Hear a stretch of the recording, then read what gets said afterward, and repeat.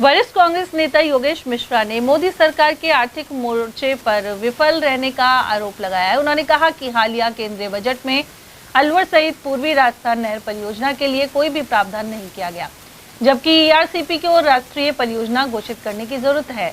इसके अलावा अलवर को एनसीआर बोर्ड से बाहर भी नहीं किया गया। मिश्रा ने कहा कि अलवर के सांसद केंद्रीय मंत्री हैं और इसके बावजूद यहाँ कोई बड़ी योजना की घोषणा नहीं की गई। इसके अलावा रीको द्वारा एनसीआर बोर्ड को प्रस्ताव भेजे जाने के बावजूद अलवर में नए औद्योगिक क्षेत्रों को मंजूरी नहीं मिली है। मिश्रा ने आरोप लगाया कि इन कारणों से अलवर में विकास रुका हुआ है। सर, केंद्र सरकार का बजट 1 फरवरी को पेश हो गया है, लेकिन ईआरसीपी की योजना में ना कोई बजट दिया है, ना योजना का उसमें जिक्र किया है। इसके अलावा इस बजट में अलवर को कुछ भी नहीं मिला है और अलवर को एनसीआर से बाहर करने की मांग थी, उस पर भी कोई घोषणा नहीं हुई है। आप पार्टी के वरिष्ठ नेता हैं, पूर्व जिलाध्यक्ष हैं, क्या प्रतिक्रिया है?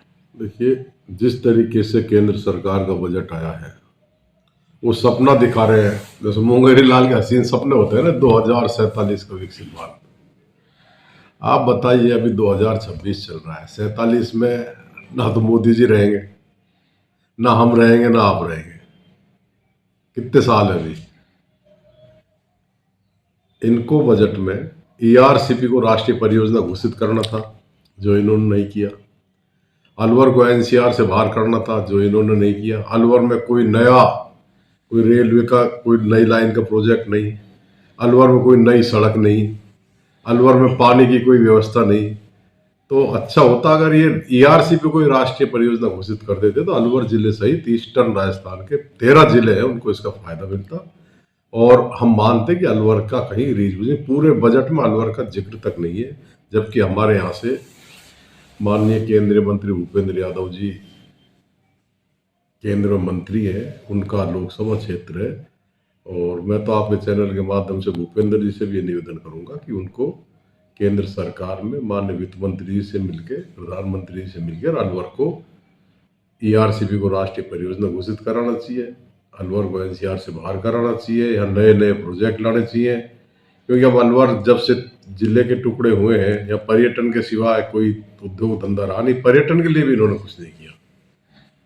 तो ये बजट महिला, युवा, बेरोजगार, किसान, व्यापारी, उद्यमी सबको सब ठगा सा महसूस कर रहे हैं। निराशाजनक बजट है, जनता को गुमराह करने वाला बजट। सर, मेरा सवाल ये कि जिस तरह से रीको ने प्रस्ताव भेज रखे हैं, रामगढ़ में, नौगावा में, कठुमर में, तमाम जगह स्थानीय स्तर पर नए औद्योगिक क्षेत्र विकसित करने के लिए, नए औद्योगिक जो क्षेत्र बनने हैं, तो उनकी मंजूरी एनसीआर बोर्ड और पर्यावरण विभाग दिल्ली से आनी है, लेकिन नहीं आ रही है। नए उद्योग नए शुरू हो रहे हैं, नए उद्योग क्षेत्र भी नहीं शुरू हो पा रहे हैं, बेरोजगारी बढ़ रही है। आपको लगता है कि ये तो कम से कम केंद्रीय मंत्री और सांसद भूपेंद्र सिंह को करा देना चाहिए? अच्छा होता अगर उनकी मंजूरी हो जाती, ये नए इंडस्ट्रियल एरिया डेवलप हो जाता, अलवर में बेरोजगारी की समस्या का समाधान होता। युवा बेरोजगार घूम रहे हैं, अब जो व्यक्ति बेरोजगार रहेगा वो फिर क्राइम करेगा अगर रोजगार नहीं मिलेगा तो क्राइम रोकने का सबसे बढ़िया जरिया है कि आप युवाओं को रोजगार दें, और रोजगार जब भी मिलेगा जब इंडस्ट्रियल हब डेवलप होंगे। ये जो एक्सप्रेस वे है, इसके पैरेलल को बढ़ा देना चाहिए इंडस्ट्री एरिया, लेकिन सोच होनी चाहिए आदमी की। सर, बजट पेश होते ही तमाम सेंसेक्स गिर गए हैं, काफ़ी अरबों खरबों का नुकसान हुआ है। बजट से कुछ इस तरह का आर्थिक हलचल नहीं हुई, बल्कि डाउन हुआ है और बजट के बाद व्यवस्था बिगड़ी है। क्या कहना चाहिए? तो आप देख लो, उस दिन शेयर मार्केट धड़ाम से नीचे गिरा है, इसका मतलब कुछ इन्होंने किया ही नहीं। रुपया 92 रुपये पार कर गया भाई साहब, डॉलर। आप अंदाज लगाओ, कभी भी इस देश में मुद्रा प्रसार हो सकता है। वर्ल्ड बैंक और विदेश हमारे रुपये को लेने से इनकार कर सकते हैं। क्या होगा इस देश का? बुरी हालत हो जाएगी। इसलिए इनको पहले माननीय मोदी जी के वक्तव्य आते थे जब ये सत्ता में नहीं थे कि जिस देश का रुपया गिर रहा है, समझ लो वो देश गिर रहा है। वो देश के प्रधानमंत्री क्या कर रहे हैं, वित्त मंत्री क्या कर रहे हैं, ऐसा नहीं होना चाहिए। देश की साख गिर रही है। अब साख बच रही है कि देश की? जब जब जब 68 रुपये का डॉलर था, जब प्रधानमंत्री जी चिल्ला चिल्ला कर कहते थे, आज तो 92 पार कर गया भाई साहब, 100 का होने वाला है। तो मेरी माननीय प्रधानमंत्री जी से भी आपके चैनल के माध्यम से निवेदन है कि डॉलर को रुपये के मुकाबले थोड़ा सस्ता करे, रुपये की कीमत बढ़ाए, जिससे देश की साख बचे विदेश में। ये जो इतने ट्रिलियन डॉलर की अर्थव्यवस्था कर देंगे, ये कर देंगे, सब फालतू की बातें हैं। रुपया तो गिरता इनसे रुक नहीं रहा, महंगाई बढ़ रही है, बेरोजगारी बढ़ रही है, युवा महिला किसान सब परेशान है, व्यापारी परेशान है।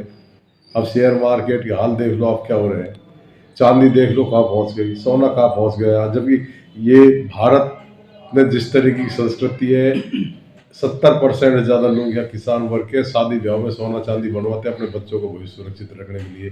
भाई साहब, आज 1 तोला सोना खरीदने जाओ 3 लाख रुपए चाहिए, आज आप 1 किलो चांदी लेने जाओ 4 लाख रुपए चाहिए। कहाँ से लाएगा किसान, अपनी जमीन बेचेगा क्या? तो महंगाई कंट्रोल इनको करनी चाहिए। सर, क्या मोदी सरकार आर्थिक मोर्चे पर विफल है? 100% विफल।